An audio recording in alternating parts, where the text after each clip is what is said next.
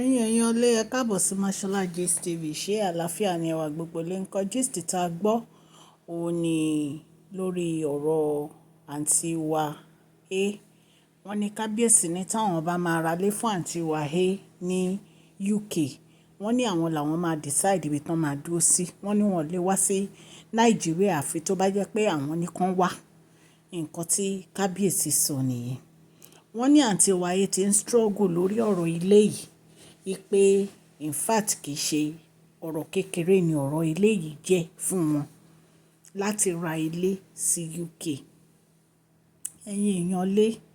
Bẹ́ẹ̀ náà dẹ̀ ni a tún gbọ́ wípé bàbá wèrè ńlá ní gbogbo àwọn ọmọ tí àwọn àǹtí wa gbogbo tán kó wọ palace bí àǹtí chọ́ọ̀chì gbogbo wọn pátá wọ́n ní kán kó ọmọ wọn kúrò nínú palace kán kó ọmọ wọn lọ sí ọ̀dọ̀ bàbá ọmọ wọn. Ipe àwọn ò fẹ́ rí ọmọ kankan nínú ààfin àwọn. Ipe ibi tí wọ́n kó àwọn ọmọ ìwá kì í ṣe ilé bàbá wọn. Ipe àwọn ò lè fi àyè gbà wọ́n láti máa kó ọmọ wọn wá. Ipe àwọn ò ní pé kọ́mọ wọn máa bá wọn ṣeré pé bọ̀ kọ́mọ wọn máa gbé inú ààfin àwọn. Ipe rárá kò sí nǹkan tó jọ rárá. Ipe so ààfin àwọn kò fàyè gba àwọn ọmọ yẹn láti máa gbé bẹ̀. Nǹkan tí wọ́n ní bàbá wèrè ńlá sọ nìyẹn. Ẹ̀yin dẹ̀ wo nǹkan tí Queen Naomi face àti Tadenikawo. Ẹ̀yin náà rí i pé àwọn sísí wa gbogbo yìí wọn ò fẹ́ kí Queen Naomi àti Tadenikawo kan wà nínú ààfin. So kábíyèsí ní gbogbo ọmọ tí ò bá ti ń ṣe ọmọ Ogunwusi kí wọ́n kó gbogbo wọn kan kó kúrò nínú palace àwọn as soon as possible. Ipe kì í ṣe pé ọ̀rọ̀ tó bá di next week ó máa lọ rárá o. As soon as possible kán kó gbogbo àwọn ọmọ yẹn kán kó kúrò nínú palace. Nǹkan tí bàbá wèrè ńlá sọ nìyẹn. Dẹ̀ lórí ọ̀rọ̀ ilé tí kábíyèsí rà torí wọ́n ní kábíyèsí ti ra ilé fún àǹtí wa A sí London. Wọ́n ní ṣùgbọ́n tí àwọn bá ṣe ń fi kọ́kọ́rọ́ ilé yẹn báyìí lé wọn lọ́wọ́ àwọn làwọn máa sọ ìgbà tán bá lè wá sí Nàìjíríà àbí ìgbà tí wọ́n bá lè wá sí Nàìjíríà. Nǹkan tá a gbọ́ nìyẹn ẹ̀yin èèyàn lé.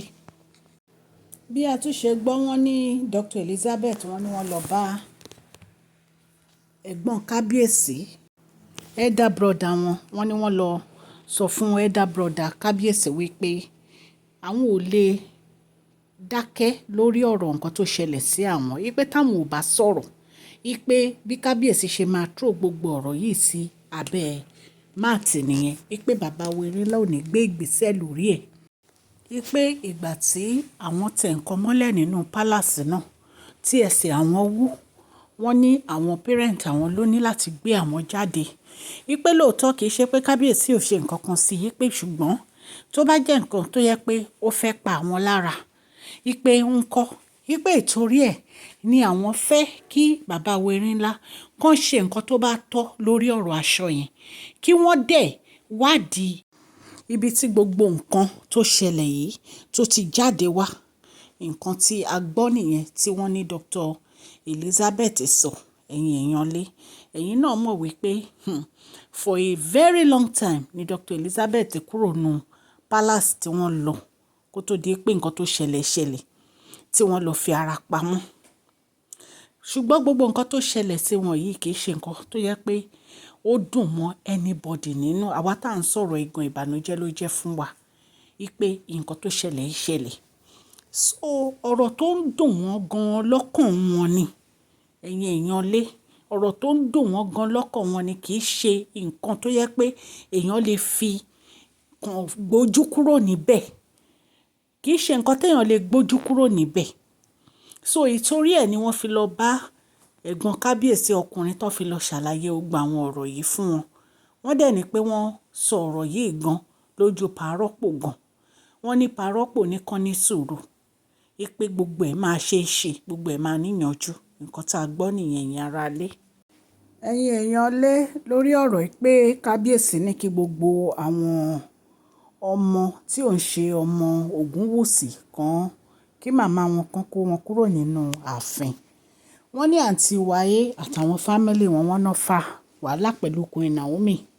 Nítorí Queen Naomi sọ fún bàbá wèrè ńlá wípé kí bàbá wèrè ńlá kan máa ro oko sí etí apá kan wípé tí wọ́n bá fẹ́ kí ọmọ àwọn sísí wa gbogbo yìí kán kúrò nínú palace, kán ní kí gbogbo wọn kúrò nínú palace, kì í ṣe pé kí wọ́n wá ní kí ọmọ èèyàn kan dúró.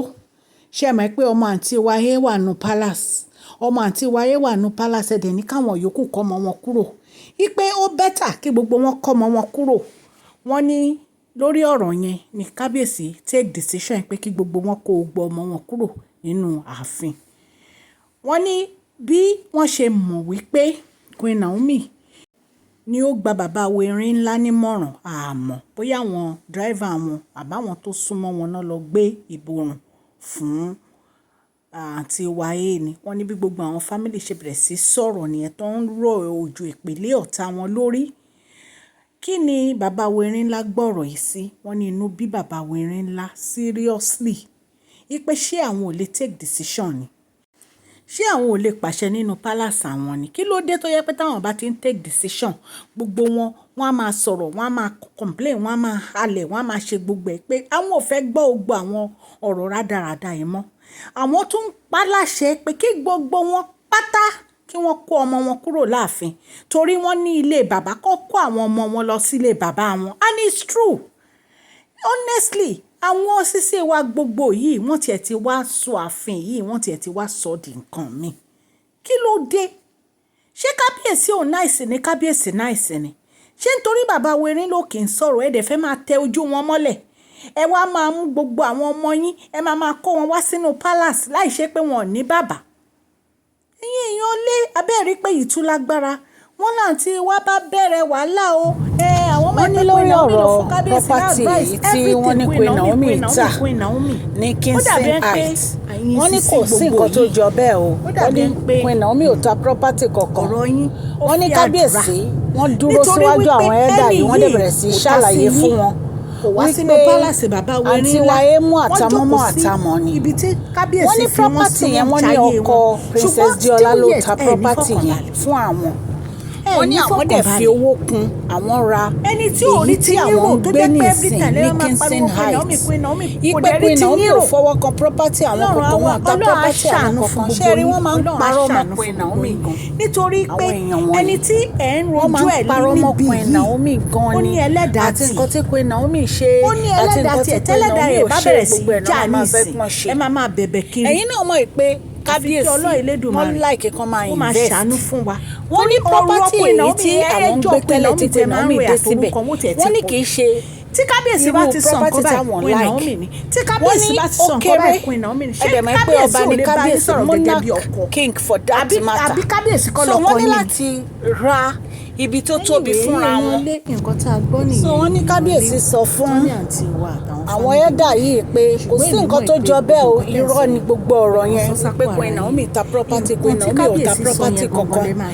ọkọ Princess Diola ló ta property fáwọn ní London, àwọn dẹ̀ fi owó kún àwọn ra ilé sí Kingston Heights. ìpèsè kò sí nǹkan tó jọ bẹ́ẹ̀, nǹkan tí bàbá Awon ńlá sọ nìyẹn. àtúgbọ́ ìyẹn náà wọ́n ní bàbá Awon ńlá wọn ní inú ọdún sí àǹtí wa orúkọ mi ní Mashola Yorùbá ni à ń sọ lórí ìkọ́ni à ń sọ nítorí pé àfẹ́gbàgbé àṣà àti èdè wa dẹ̀ tó ń sọ fún ọ̀pọ̀lọpọ̀ àwọn tí wọ́n gbọ́ Gẹ̀ẹ́sì. À ń sọ̀rọ̀ nípa social gist, celebrity gist, royal gist àti politics àti gbogbo nǹkan tí ó ń ṣẹlẹ̀ ní agbègbè orílẹ̀-èdè bàbá wa ní ilẹ̀ Nàìjíríà. Tí ẹ bá ti subscribe, ẹ tẹ notification bell yín kẹ́ subscribe so that tá bá ti post any gist ẹ máa rí. Ẹ má gbàgbé prize giveaway ó ń bọ̀ ní April 15. Ọlọ́run Elédùmarè ọba aláàánú á ṣàánú fún gbogbo yín o. Ẹ ní fi ọwọ́ gbé ọmọ sí o. Bí ẹ ṣe ń tẹ subscribe, tẹ̀ ń tẹ share, tẹ̀ ń tẹ like lórí gbogbo àwọn gist wọ, Ọlọ́run á bá mi mí sí ọwọ́ yìí òkè òkè ní ọwọ́ yín á máa lọ, ọwọ́ yín ò ní lọ ìsàlẹ̀ láìláì. Má gbàgbé kẹ́ fún fídíò yìí ní thumbs up lẹ́ẹ̀kan sí. Please share this video, like and subscribe. God bless you all. Mashola Gist TV ń kí yín o.